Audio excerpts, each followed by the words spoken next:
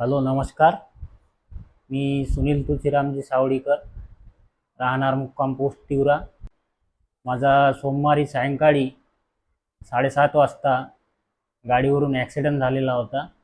त्यानंतर मी धामणगावला गेलो आणि धामणगाववरून अमरावती येथे एक्झॉन हॉस्पिटल इथे आलो. त्यानंतर इथे ॲडमिट झालो. ॲडमिट झाल्याच्यानंतर 3 दिवस ICUमध्ये होतो.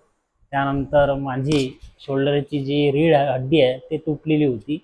त्यानंतर महेंद्र गुळे सरांनी मला ट्रीटमेंट केलं माझ्यावालं, आणि त्यानंतर त्यांनी माझ्या रीडच्या हड्डीचं ऑपरेशन केलेलं आहे.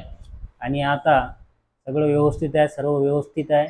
आणि हा एक्झाम हॉस्पिटल खूप चांगलं सुंदर असं हॉस्पिटल आहे. आणि इथचे डॉक्टर पण खूप सुंदर आहे आणि स्टॉफसुद्धा सुंदर आहे.